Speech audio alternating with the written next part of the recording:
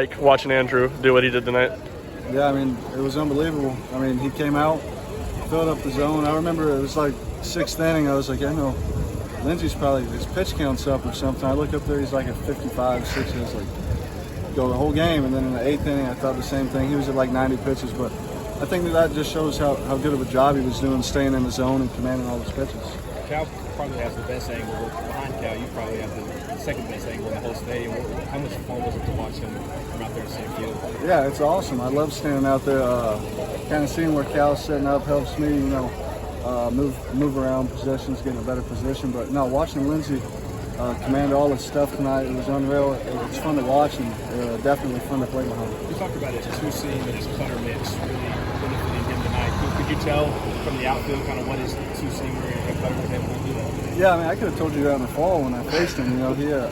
His two-seam, it's a double two-seam and a double cutter. It's something that if they're both on, I mean, good luck hitting that, How satisfying was it, the success you had at the plate, kind of spraying it all over the field in some big clutch moments? Yeah, it felt good. I mean, a little bit of a rough weekend last weekend, kind of rolling into some double plays, stuff like that, uncompetitive at bats, but kind of just keep progressing and pushing those at bats behind me and treat every at bat as its own. And my big thing tonight was just kind of having an understanding of what the pitcher's trying to do to me, how he's trying to get me out, and hunting pitches based on that.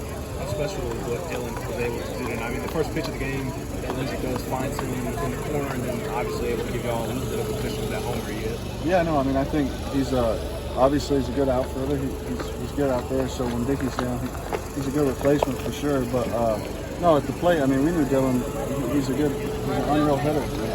He puts up competitive at bats, and he showed his power and how he can leave the yard and extra base hit. So I mean, him driving in runs like that is huge for us. I think the outfielders as a whole reached base 11 times. Just with all the competition and kind of switching of the lineups over the course of the season, how satisfying was it to be a part of that? No, I mean, I didn't even know that stat, but I mean, it's a pretty cool stat, 11 times you said that's a lot of base runners, but no, it's pretty cool. It's glad for the guy in right field, Christian Scott, putting competitive at bats, and obviously happy for Dylan for the night he had. Kind of going off of that, I mean, you do it without Dickey, who has the best numbers statistically. What did it say about the outfield that a guy like that's not in the lineup and you kind of go on without missing a beat?